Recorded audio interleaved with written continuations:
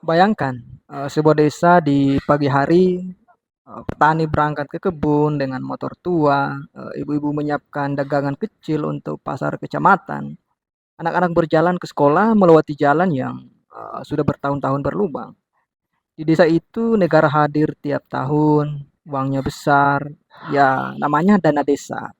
Tapi di warung kopi, pertanyaan itu selalu sama. Kalau uangnya ada, kenapa hidup kita begini-begini saja? Kalau salah, ya siapa yang salah? Lalu negara datang lagi dengan jawaban yang baru. Namanya terdengar indah, nasional dan patriotik. Koperasi Desa Merabote. Nah, seolah semua masalah desa itu bisa selesai dengan satu nama besar. Tapi disinilah kita harus berhenti sementara. Karena tidak semua kebijakan yang mengatasnamakan rakyat itu benar-benar memperkuat rakyat.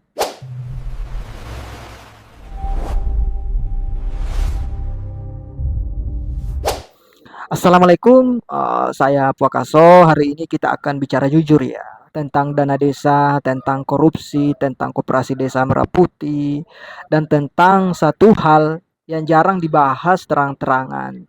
Bagaimana desa perlahan dicurigai, diawasi, dan dilemahkan atas nama pembenahan.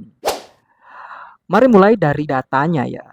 Indonesia hari ini kan memiliki sekitar 75.000 desa tuh. Untuk tahun anggaran 2025, dana desa itu dialokasikan sekitar 71,1 triliun. Artinya, rata-rata desa mengelola miliaran rupiah setiap tahun. Ini bukan angka kecil. Ini adalah kebijakan yang redistribusi fiskal ya terbesar yang pernah diberikan langsung ke level pemerintahan bawah.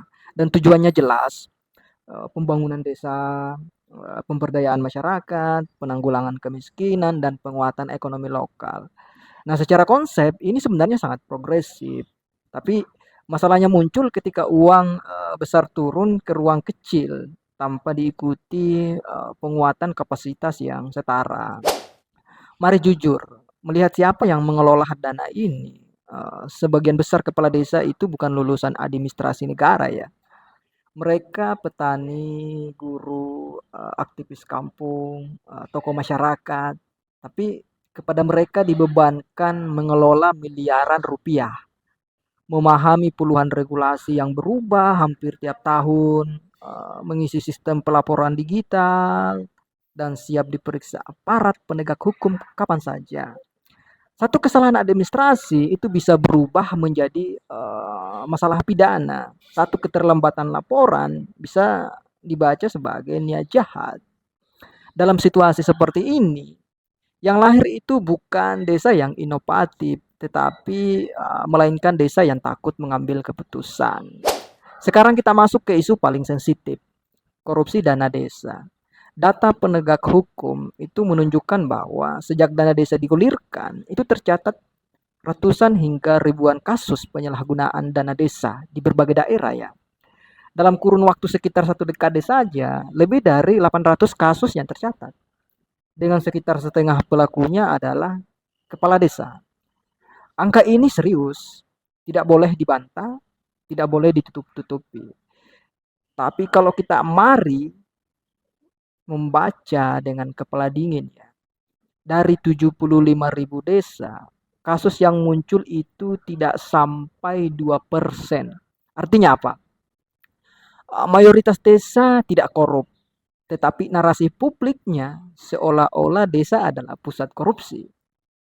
Bandingkan dengan korupsi di tingkat pusat dan daerah, proyek infrastruktur nasional, sumber daya alam, pengadaan besar, itu kerugiannya triliunan, tapi narasinya jauh lebih lunak kan. Nah, disinilah standar ganda itu bekerja. Setiap kali ada kepala desa ditangkap, itu narasinya cepat sekali digeneralisasi. Dana desa bermasalah, desa tidak siap, desa rawan korupsi. Padahal korupsi di desa itu bukan watak desa, tetapi cerminan dari sistem yang rapuh.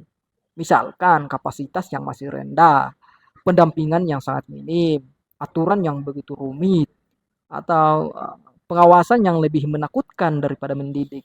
Nah, ketika masalah struktural ini tidak dibereskan, yang terjadi bukan perbaikan, itu melainkan pencarian kambing hitam. Dan desa adalah target paling empuk menurutku. Nah, di tengah situasi inilah muncul koperasi desa Merah Putih. Targetnya sangat besar, puluhan ribu koperasi skala nasional, disebut sebagai solusi ekonomi desa. Sekali lagi ya, secara konsep, koperasi itu baik. Koperasi adalah alat ekonomi kolektif rakyat kecil. Tapi koperasi itu memiliki syarat yang sangat mutlak. Ya harus lahir dari kebutuhan, bukan perintah.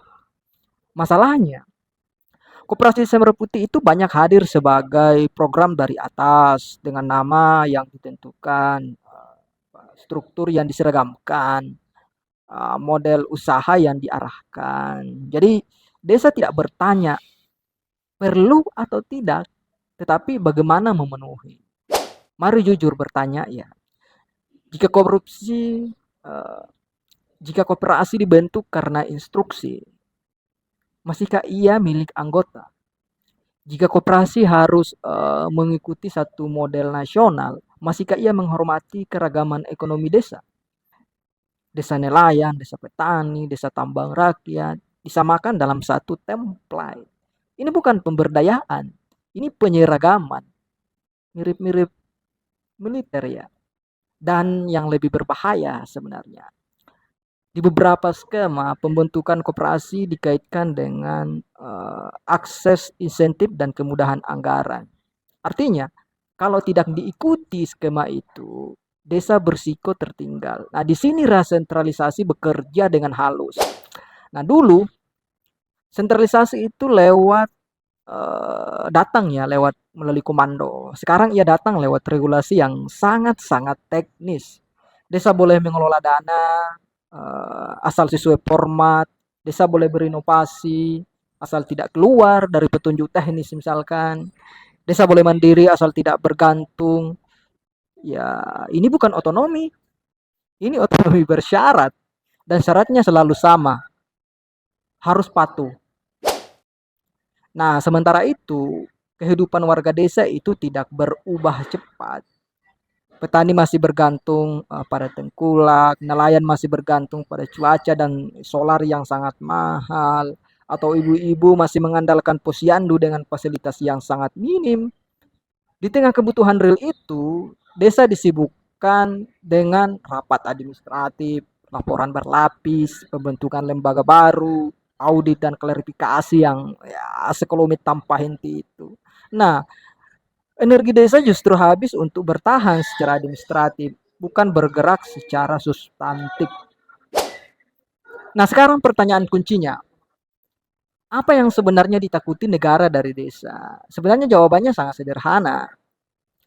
Desa yang berdaulat, desa yang mampu mengelola ekonomi mandiri, desa yang kritis, desa yang tidak sepenuhnya bergantung. Karena desa yang berdaulat tidak mudah diarahkan, tidak mudah dibungkam, dan ya, tidak mudah dikendalikan. Jadi sebagai penutup, saya kembali meluruskan ya, jika ada kepala desa yang korup, ya tentu hukum pelakunya. Jika ada kebijakan gagal, ya evaluasi perencanaannya. Tapi jangan hancurkan desa atas nama efisiensi, atas nama nasionalisme, bahkan atas nama stabilitas. Dana desa harus diperbaiki dengan pendampingannya, bukan ketakutannya. Koperasi harus tumbuh dari musyawarah, bukan instruksi. Dan pengawasan harus mendidik, bukan menakut-nakuti. Karena negara ini tidak berdiri di atas gedung kementerian, tetapi di atas kampung-kampung kecil yang selama ini paling sering dicurigai, namun paling jarang didengar. Pertanyaan sekarang sederhana. Kita ingin desa yang hidup dan berdaulat, atau desa yang patuh tapi kehilangan ruhnya? Saya Puakaso, terima kasih sudah mendengarkan. Wassalamualaikum warahmatullahi wabarakatuh.